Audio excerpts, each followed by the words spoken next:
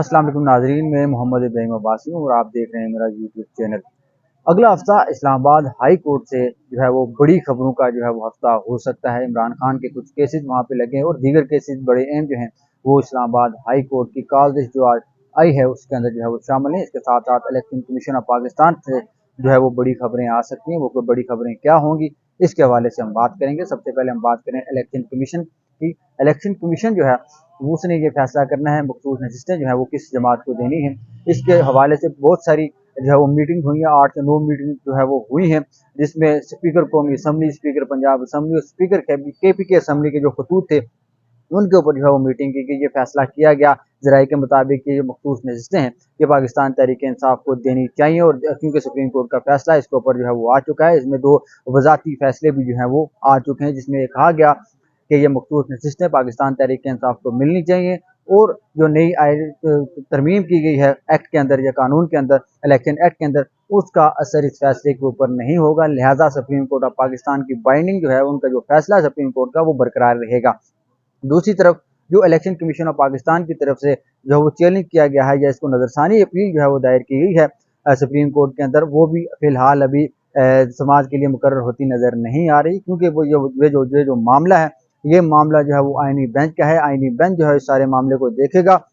आईनी बेंच की तश्कील जो है सुप्रीम जुडिशल कमीशन जो है उसने करना है और जुडिशल कमीशन जो है फिलहाल अभी तक उसकी तश्कील का अमल शुरू ही नहीं किया गया। अब ये क्योंकि ये इसके अंदर कुछ सरकारी और साथ साथ जो है वो सियासी लोग उसमें शामिल होंगे और सियासी लोग जो है वो जुडिशल कमीशन के अंदर बैठेंगे, फिर वो नया बेंच बनाएंगे और नया बेंच जो है वो आईनी बेंच जो है बनेगा।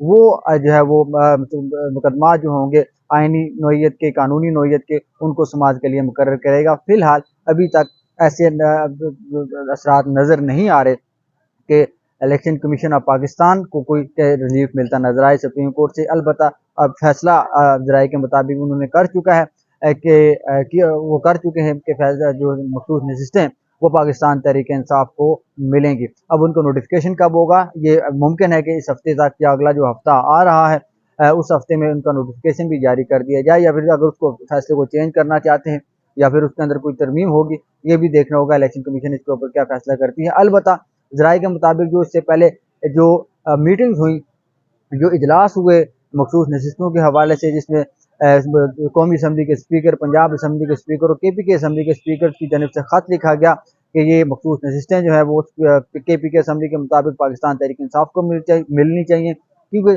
सुप्रीम कोर्ट ऑफ पाकिस्तान का फैसला आया है। दूसरी जानब जो पंजाब और कौमी असम्बली के स्पीकर हैं उनका यह खत था कि ये नशिस्तें हुकूमती इत्तेहाद को मिलनी चाहिए, क्योंकि जो नया एक्ट बना है उसके मुताबिक ये उनका हक बनता है।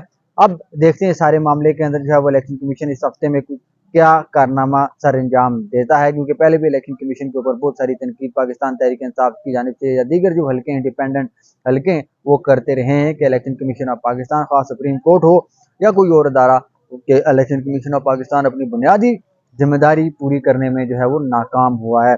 अब क्योंकि इलेक्शन कमीशन के जो मेम्बरान हैं, जिसमें बाबर हुसैन बरवाना मेंबर पंजाब और मेंबर KP जो हैं, वो इसमें जो है वो एक पेज के ऊपर नहीं है, वो मुखालफत कर रहे हैं दीगर सियासी जमातों को मखसूस नशिस्तें देने के हवाले से। ये कह रहे हैं कि आपको सुप्रीम कोर्ट ऑफ पाकिस्तान के फैसले के ऊपर अमल दरामद करना होगा। लेकिन सिकंदर सुल्तान राजा जो है चीफ इलेक्शन कमिश्नर, वो जराये के मुताबिक अभी तक कंफ्यूज हैं कि उनको किस तरफ जाना चाहिए और ना वो कन्वेंस हो रहे हैं इन दोनों मेम्बरान के बात के ऊपर।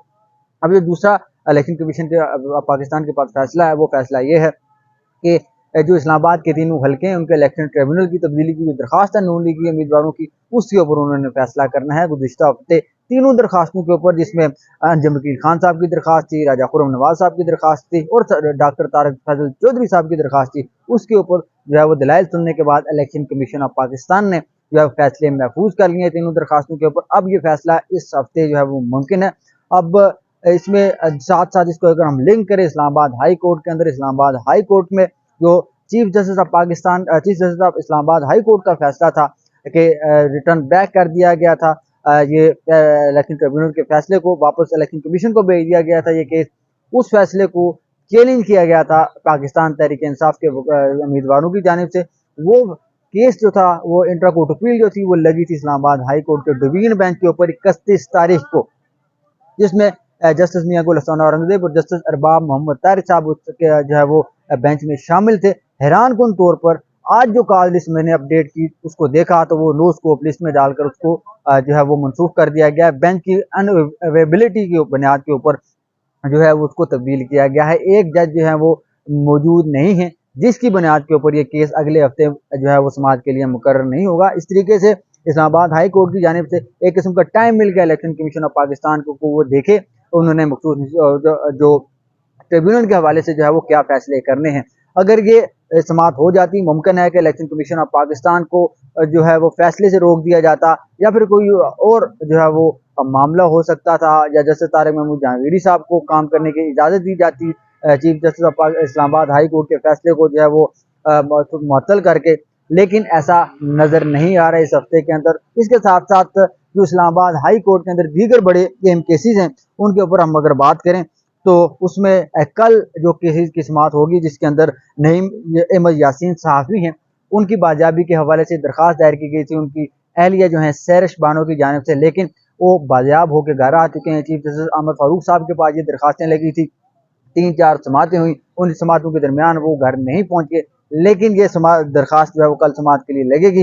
ये मुमकिन तौर पर इसको डिस्पोज ऑफ कर दिया जाएगा, या फिर इसके अंदर कोई और रिमार्क्स आने के इम्कान नहीं है, क्योंकि वो अगर मुखबी जो है वो घर पे ना वापस आया होता तो शायद ये सारा मामला कोई रिमार्क्स हम इस्लामाबाद हाई कोर्ट के चीफ जस्टिस की जानिब से हमें सुनने को मिलते। इसके साथ साथ जो अजहर मिशवानी के दो भाई हैं उनकी बाजियाबी के हवाले से जो दरख्वास्त दायर की गई थी, पहले जस्टिस मियां गुल हसन औरंगजेब ने इस केस को सुना, उसके बाद chief justice of Islamabad high court के पास जस्टिस आमिर फारूक साहब के पास यह सारा मामला आया, उनके पास ये केसेस लगे, ये दरखास्तें लगी, लेकिन अब उनके भाई भी जो है वो घर पहुंच चुके हैं। ये भी मेरे ख्याल से कोई इतनी खास अहम चीज नहीं है। इसके साथ साथ 29 तारीख को एक बड़ा दिन हो सकता है। 29 तारीख को इस्लामाबाद हाई कोर्ट के अंदर बुशरा बीबी और इमरान खान की जो तोशाखाना 1 है उसमें बरीयत की दरखास्त है या इक्विटल की जो दरखास्त है उसकी समात होनी है। इसकी सजा जो है वो सस्पेंड कर दी गई थी इस्लामाबाद हाई कोर्ट के डिवीजन बेंच में। इस केस की समात चीफ जस्टिस आमिर फारूक साहब और जस्टिस मियां गुल हसन औरंगजेब साहब जो है वो करेंगे। इसके अंदर मुमकिन तौर पर जस्टिस जो आमिर फारूक साहब के अदालत के अंदर जो है बैरिस्टर अली जफर साहब जो है पेश होंगे इमरान खान साहब की जानिब से, या फिर वो बैरिस्टर सलमान सफदर साहब पेश होंगे और दलाइल मेरे ख्याल से 1 या 2 दिन वो लेंगे। उसके बाद जो है वो 2 दिन तक वो अगर दलाइल मुकम्मल कर लेते हैं तो फिर जो है वो अमजद परवेज साहब जो है नया प्रोसिक्यूटर वो अपने दलाइल देंगे। इस हफ्ते तक शायद समात जो है वो मुकम्मल हो जाए और फैसला भी इस जो है वो हफ्ते के अंदर आ सकता है। इसके साथ साथ एक और दरखास्त है इमरान खान साहब की, जिसमें उनको तो नैब की फैसला हुआ है उनके खिलाफ, जिसमें 7 साल की उनको सजा हुई है। ये केस भी तकरीबन 30 तारीख को इस्लामाबाद हाई कोर्ट में जो है लगा है। इसके ऊपर उन्होंने फैसला को चैलेंज किया है, जो नैब अदालत है उस फैसले को। इसके साथ साथ 29 तारीख को जो है वो जो सहाफ़ी है मोहित पीरजादा साहब, उनकी दरख्वास्त है उनके मुख्तलिफ केसेस के हवाले से, साथ साथ साबिर शाकिर साहब की दरख्वास्त है उसके ऊपर भी समात होगी। और 31 तारीख जो है 31 अक्टूबर वो बड़ा इंपॉर्टेंट दिन है, वो इस वजह से कि बलोच तलबा की बाजाबी के हवाले से जो दरखास्तें 16-17 या 31 दरखास्तें लगी हुई हैं, लार्जर बेंच जो है उसके ऊपर बैठे हैं, जिसमें जस्टिस मोहसिन अख्तर कियानी साहब हैं, जस्टिस सरदार एजाज खान साहब हैं, और साथ में जस्टिस तारिक महमूद जहांगीरी साहब हैं। ये तीनों जजेस जिस वक्त बैठेंगे बड़े अहम रिमार्क्स आएंगे इसके अंदर। उसकी वजह यह है कि पहले जो दरख्वास्त इसके ऊपर समात हुई थी तो रिपोर्ट जो हुकूमत की तारीफ से जो पेश की गई थी उसको मुस्तरद कर दिया गया था, गैर तसल्ली बख्श करार देते हुए उसको खारिज कर दिया था। नई रिपोर्ट जो है वो तलब की गई थी और से कहा गया था कि हुकूमत की पॉलिसी क्या है, अपनी पॉलिसी के मुतालिक आकर उनको अदालत को आगाह करना था। अब 31 तारीख को हम देखेंगे कि बलोच तलबा के हवाले से हुकूमत पाकिस्तान जो है वो क्या अपनी स्ट्रेटजी लेके आती है और क्या वो अदालत को मुतमईन कर पाएंगे या नहीं कर पाएंगे। इसके साथ अगर आप देखें जस्टिस आमिर फारूक साहब की अदालत के अंदर जितने भी केस लगे हैं इस वक्त तक, जिनमें जो इंतजार पंजोथा की बाजाबी की दरख्वास्त हो उसके अंदर कोई पेशरफ्त नहीं हुई, मेरे मुमकिन तौर पर वो अगले हफ्ते भी उसकी दरख्वास्त को अभी तक समात के लिए मुकर्रर नहीं किया गया था। गुज़िश्ता हफ्ते मीटिंग कराई गई थी अली बुखारी साहब और जो इंतजार पंजोथा की वकील थे उनकी अटॉर्नी जनरल ऑफ पाकिस्तान के साथ, और साथ में आईजी इस्लामाबाद के साथ उन्होंने 2 दिन का वक्त मांगा था अटॉर्नी जनरल ऑफ पाकिस्तान से ने कि हम आपको जो है वो बाजियाब हो जाएंगे इंतजार पंजोता साहब, लेकिन इस वक्त तक वो नहीं आए। इसके साथ साथ जिस तरह अजहर मिशवानी साहब के भाइयों की केस है और साथ साथ जो सहाफ़ी हैं सैरिश जो सैरिश जो नामी जो खातून है उनके जो शोर हैं, उनकी नईम अहमद यासीन साहब, उनके बाजाबी की जो दरखास्त है वो भी अभी तक chief justice of Islamabad high court के पास पड़ी है। इनकी तरफ से कोई अदालती हुक्म के ऊपर कोई अभी तक बंदा जो है वो वापस आता हुआ नजर हमें नहीं आया।